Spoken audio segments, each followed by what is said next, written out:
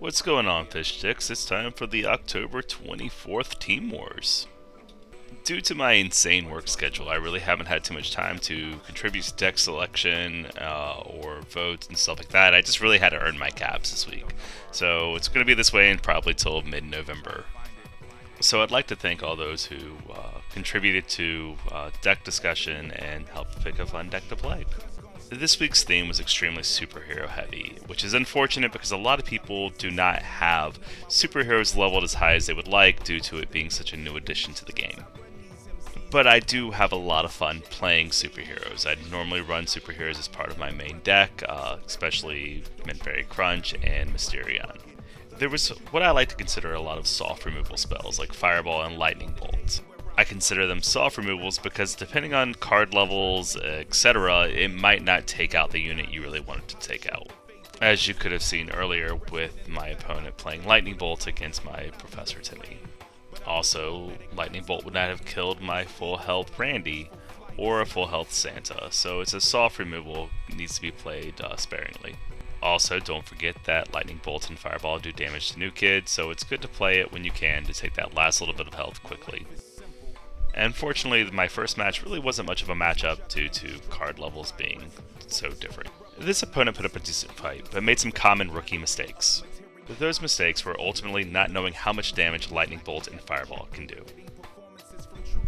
Now, your best targets for Lightning Bolt and Fireball are going to be Timmy and Sharon. Professor Timmy can actually completely ruin a defense if he lifts up one of your cards. Whatever is hitting that card, unless it's a flying unit, drops aggro, and they will continue the push towards New Kid. This was an unfortunate moment. My Chaos Hamsters did not kill Inuit Kenny.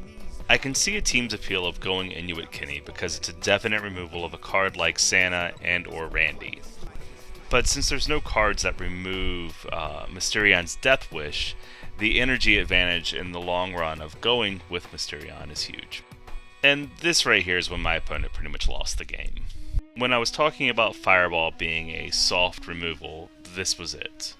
You should have held on to your Fireball to whenever my Randy was almost dead, then throw it, that way your push could stay alive. But now I'm up at a 5 energy advantage and I have more cards on the board. Now this was not my best General D play. Ultimately him slowing down Sharon and Bebe helped me get the phone, but he did not kill them, so I was left with them on the board, which forced me to use my Fireball.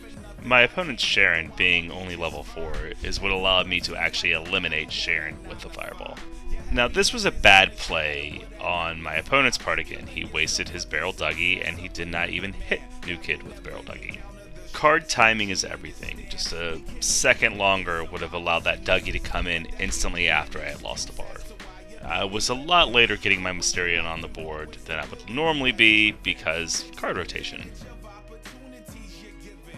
But at this point, I'm not too concerned about losing due to my card levels being way higher, as long as I'm mindful of Barrel Dougie.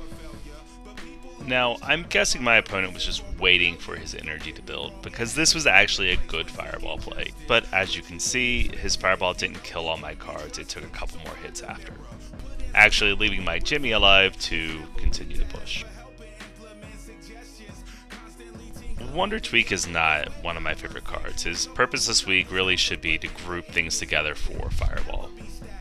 But that's an extremely high energy combo. That's a total of 9 energy to do Tweak and a Fireball. Outside of a few bad plays, ultimately what cost this opponent the game was not knowing what Fireball could and could not kill. And here's another fight that is just the card levels and levels are not there. But you will soon see why General Disarray is one of my favorite additions to the game. I was able to get my Mysterion on the board early, which significantly increases his value.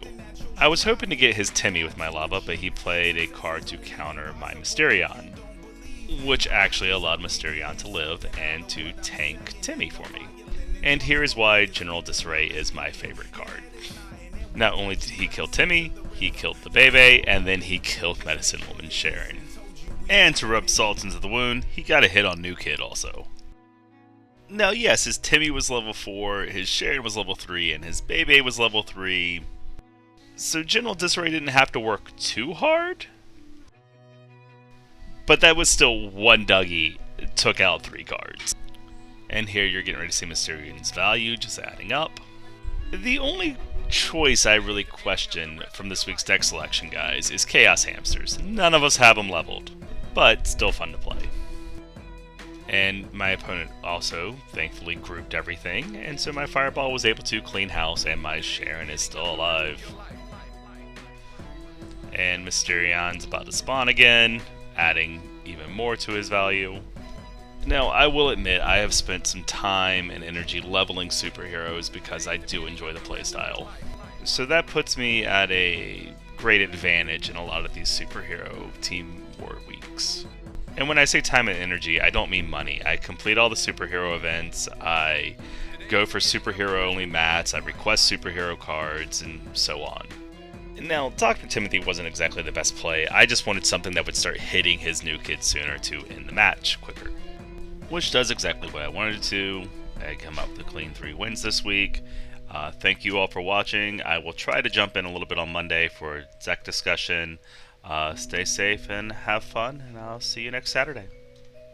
Be sure to turn on your caps Wednesday, Thursday, Friday.